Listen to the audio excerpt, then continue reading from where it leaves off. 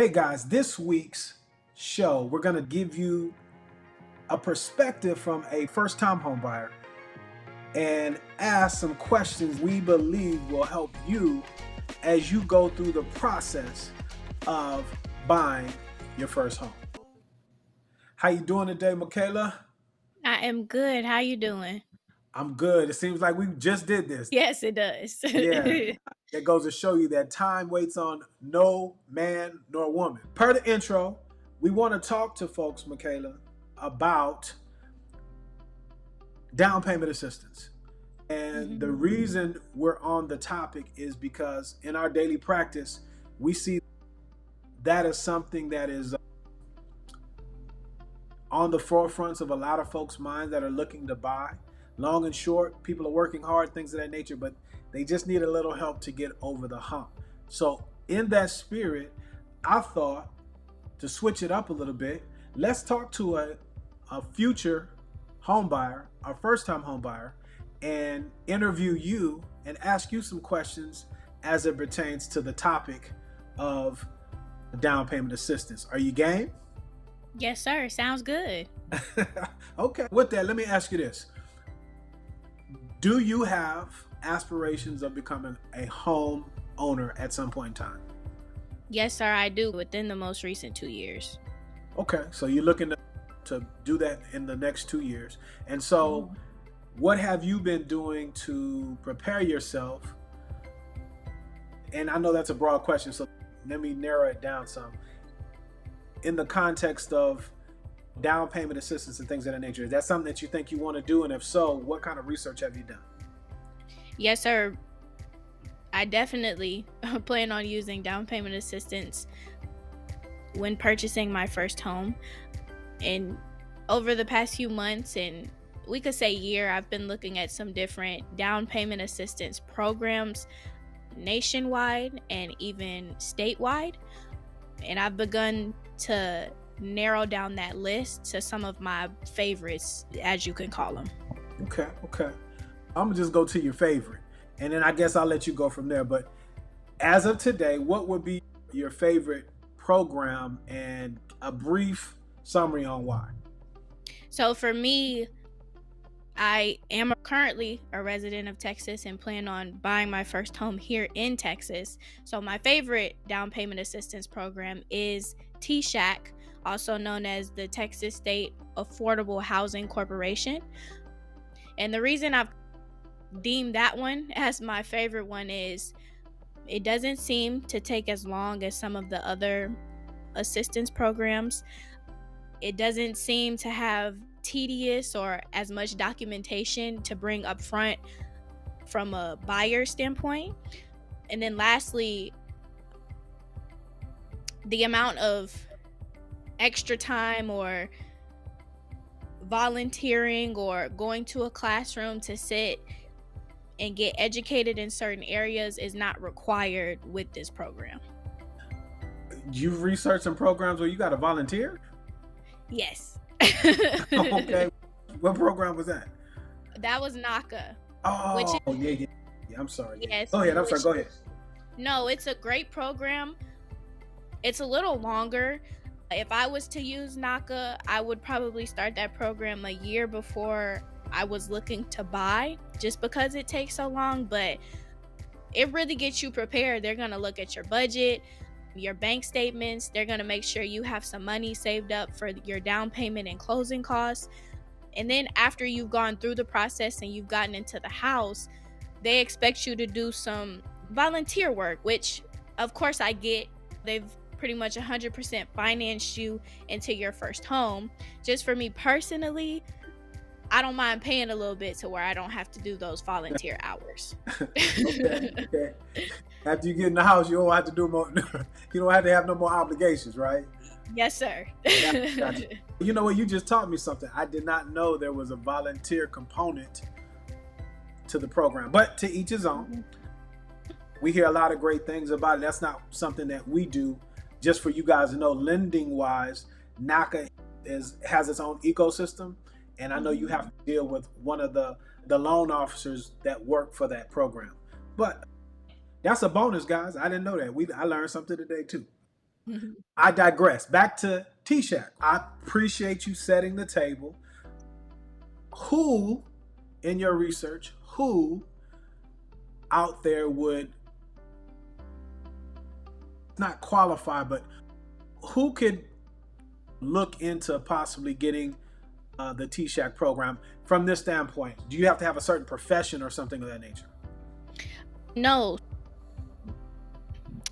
This program is for anybody who's residing in the state of Texas or maybe looking to relocate to the state of Texas. Now, they have two main programs.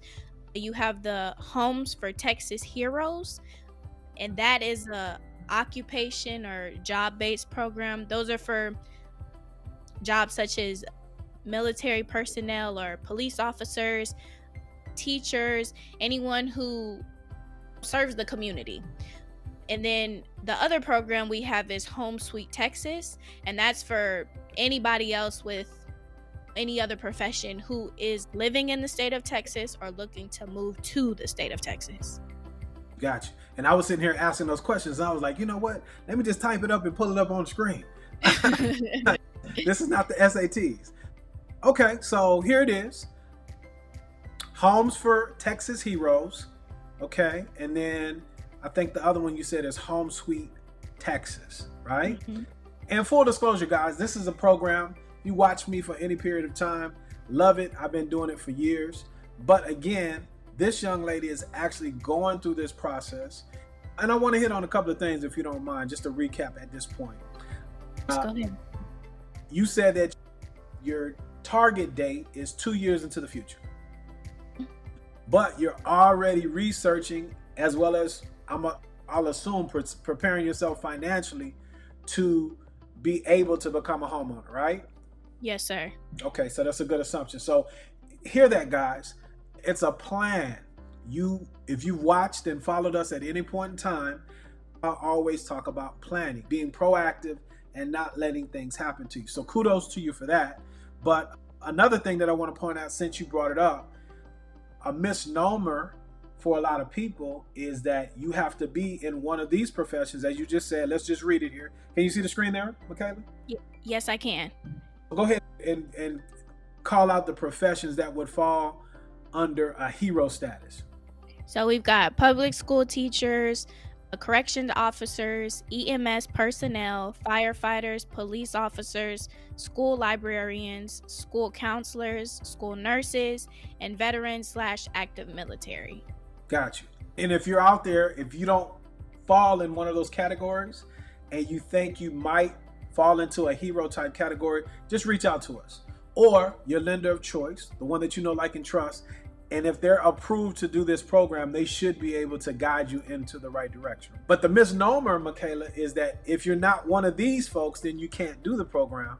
So you also mentioned Home Sweet Texas.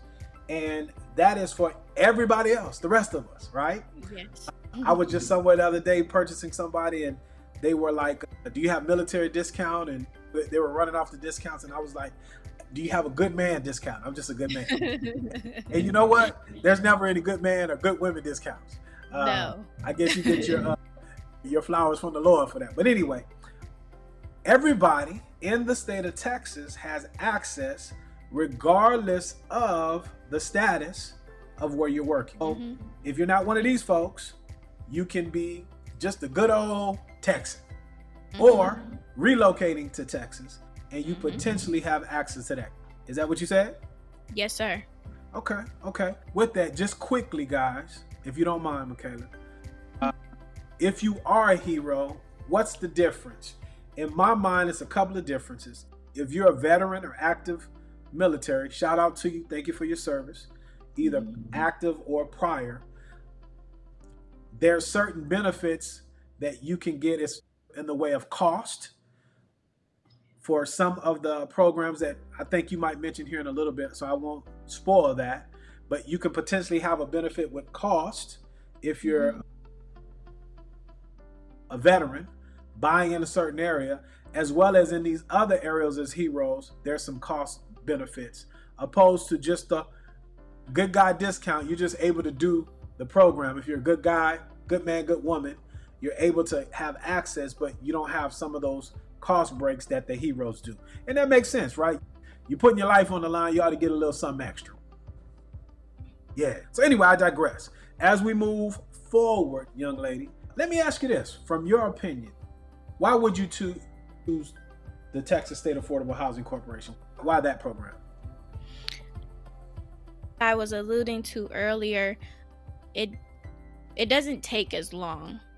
So you're getting the same result in a shorter time period, and that result that we're all wanting is those monies to help us with our down payment and closing costs. Also, too, it's a great strategy to use. Say you have $20,000-$30,000 saved up and you have the ability to use one of these programs. I encourage you to use it, because if you don't have to use all of your money to get into that house, don't do it. You don't want to be house rich and cash poor. You know what I mean? Yeah. Okay. And then when you say it doesn't take as long to do it, and what are you talking about with the time frame as far as how long it takes to close a loan, or what are you referencing there? So both. With the TSAHC loans that we've done, they usually close within a month or 30 days. But even the preparation or the planning before you've started the process is not as long, meaning you don't have to gather as much documentation. There's not a whole lot that you have to sign as the buyer coming into this program.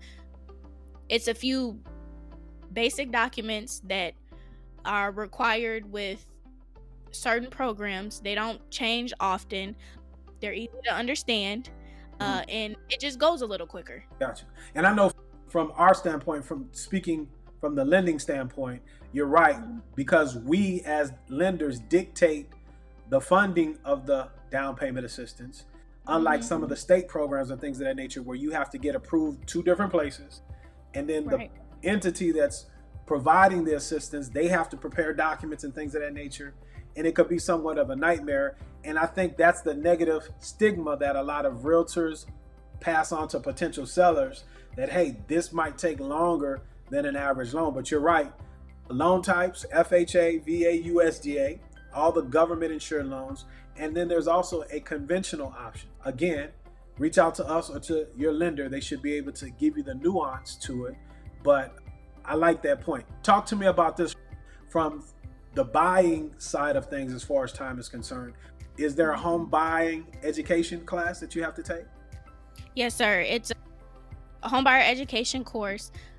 The only thing with this one, they'll accept or approve 2 different types of education courses, if you call it, meaning that you can either take it online or you could take it in person.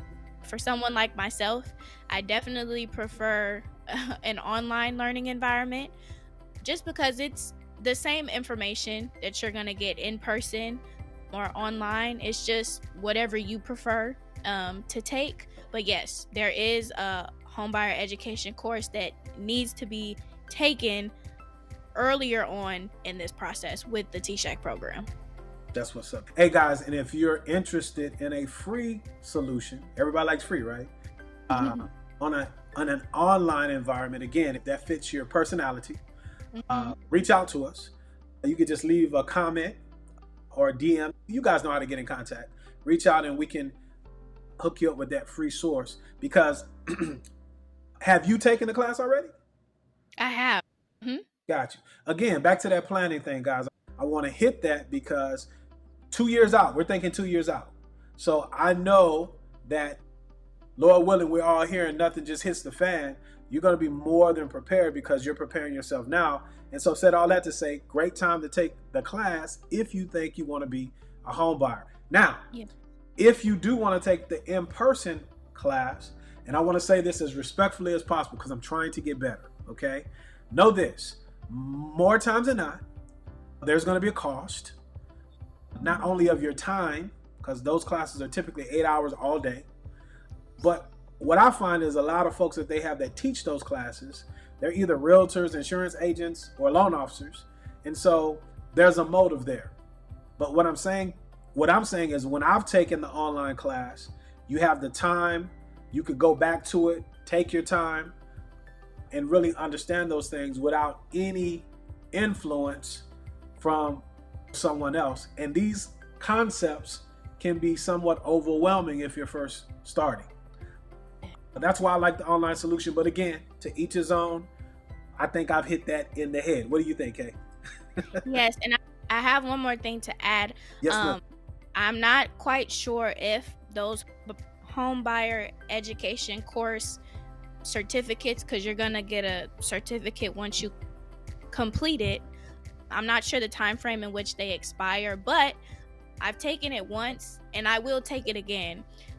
Meaning, if it's free and you can take it as many times as you want, I encourage you to take advantage of that, because it's great information in there that I think all first-time homebuyers and even some repeat homebuyers should know. Amen. Love it. One other thing before we move on that you said, guys, put your pride to the side. Again, wealthy people, smart people that have resources always take advantage of what's free. OPM, other people's money, things of that nature. If you're someone, in my opinion, that doesn't have any money, down payment assistance really isn't for you. And I think that's how it's marketed. It's really marketed to folks that have the ability to repay, have the money, and they look at it as a strategy, meaning my money's over here earning money. Why should I touch it? Interest rates are something that a lot of us, even myself, until I was taught, these are things that we're afraid of. Interest rates. Interest rates are what they are. They're just the cost of things. But let me ask you this, Makayla, if you have $50,000 in the bank, is it really safe? No. Why would you say it's not safe? For one, you have inflation eating your buying power. Say I had $50,000 last year.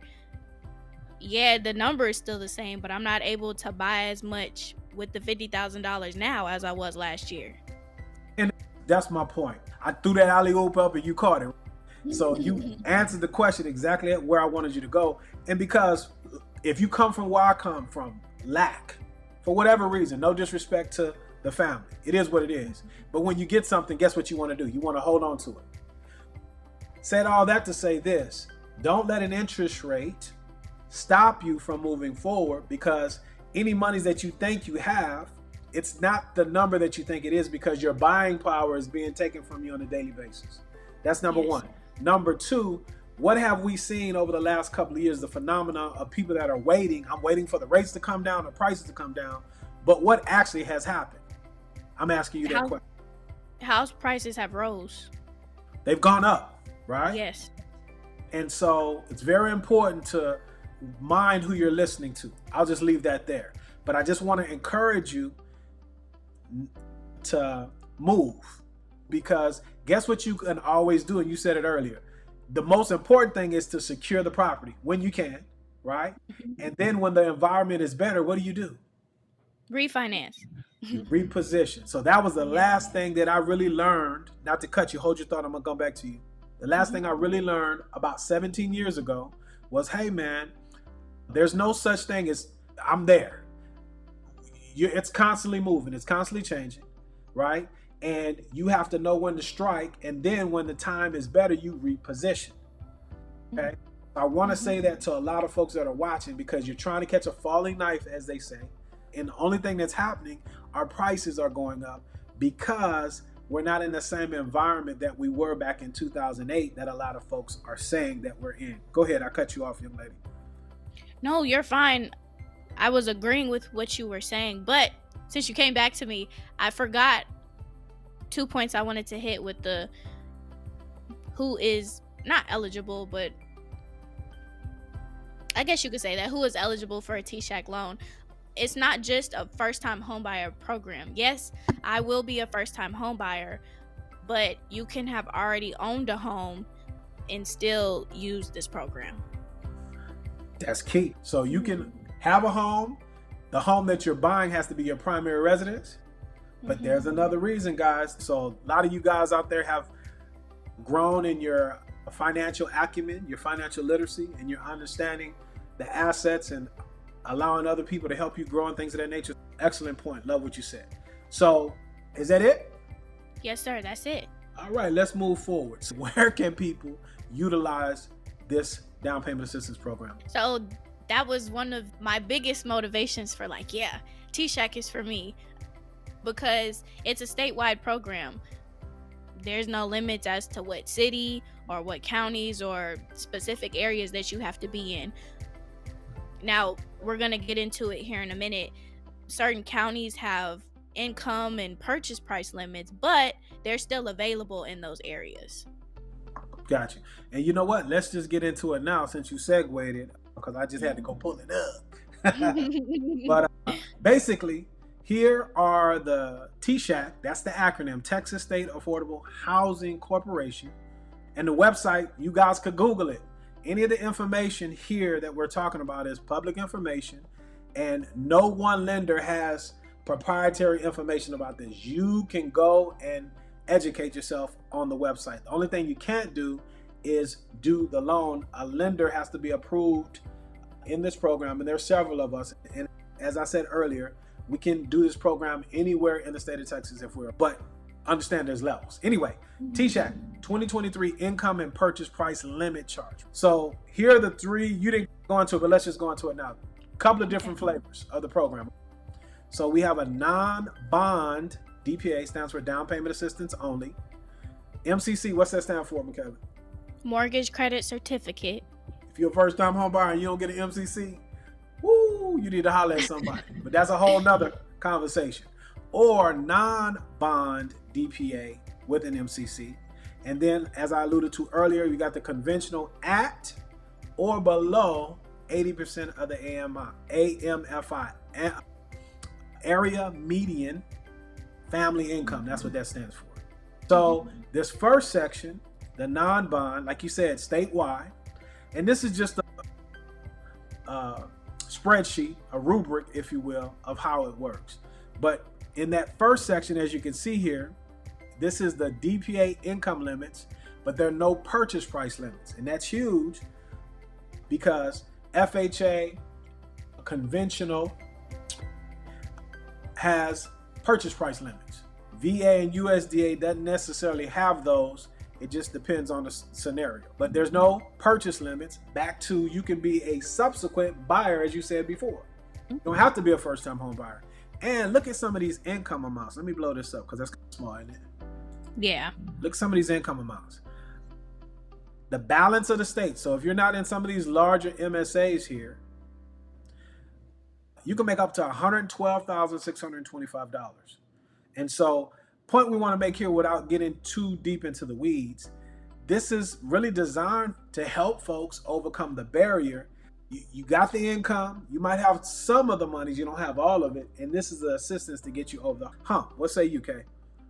Yes, no, I totally agree. And the fact that this program is allowed in different counties and in many different areas goes to the fact that, say you can't move in the city of Austin, you can look around that big city and come down in purchase price to a payment that you can afford and still get some assistance. You still don't have to come 100% out of your pocket to get you into that home. I love it. Thinking outside the box. You're going to be all right, girl. I'm a young lady. You're going to be all right. I like the way you think. Especially now, okay? I call it the fourth industrial revolution, being unplugged. A lot of folks are able to move around and work remotely. So again, guys, what she's saying, not only are there ways to mitigate cost or affordability, but purchase price. A lot of folks are lamenting about the cost. And you know what, Makayla? If you in Texas, you sleep. Some of y'all need to wake up. Other folks are coming here, and they're coming here for a reason, because we still know several areas that we deal in all the time where homes are not only just under 350, but under 200.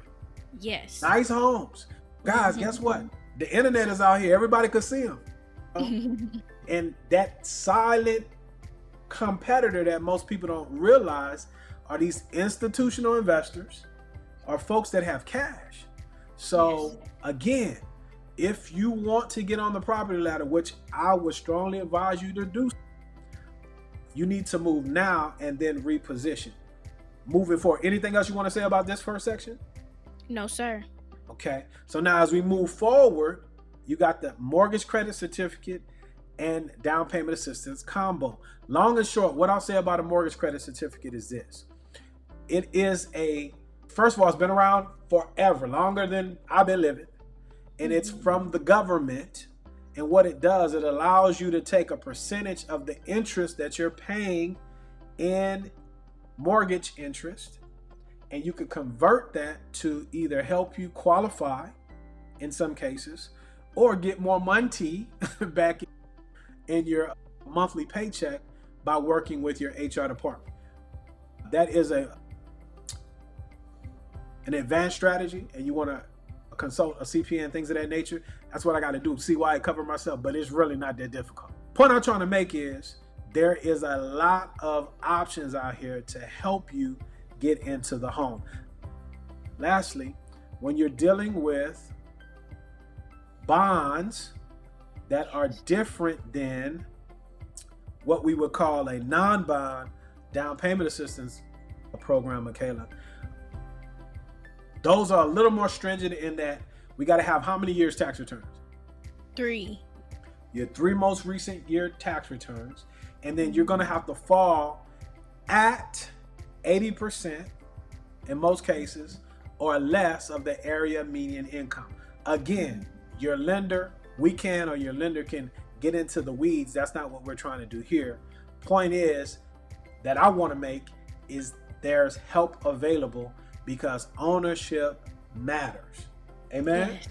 Amen. Let's see here. How much money? We didn't cover that, but if somebody's saying, all right, how much money can I get?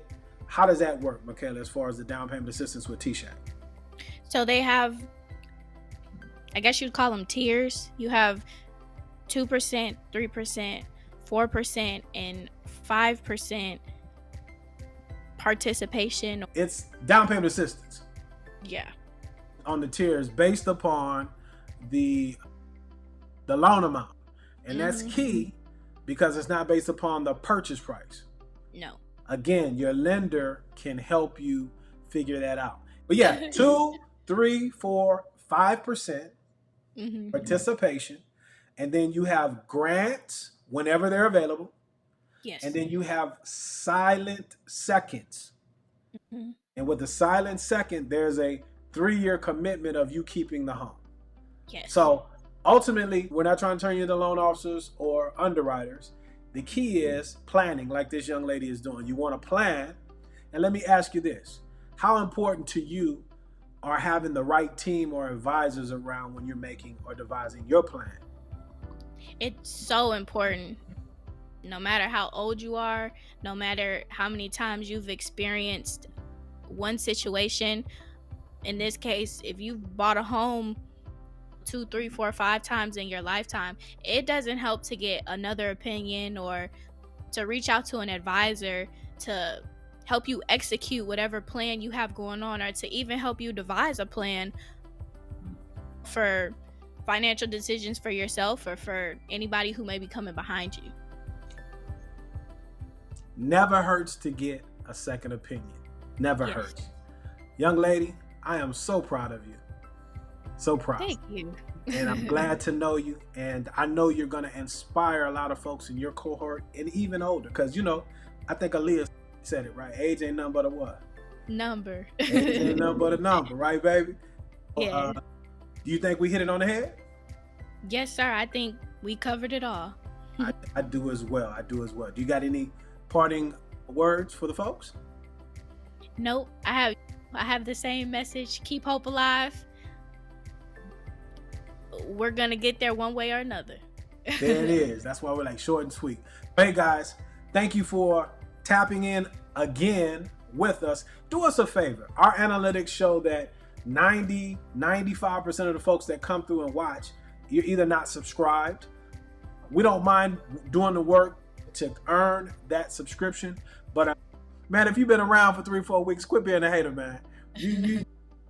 We dropping them jewels on you. Subscribe. Really helps the channel out, all joking aside. If not, do this. Engage. Let us know how we're doing, how we could get better, or more importantly, if you have any questions. Because as we answer the questions, guess what? All boats rise when the tide rises in the community. And that's what it's about. Because all joking aside, home ownership is important. And as she said, we need to put some hope out here because a lot of folks are feeling hopeless. But I'm here to tell you that this too shall pass. It could get done with the right team and the right plan. So with that, our time is up, but we thank you for yours. As we always say, let's be good to one another. Let grace abound. And until the next time, peace. Y'all be blessed.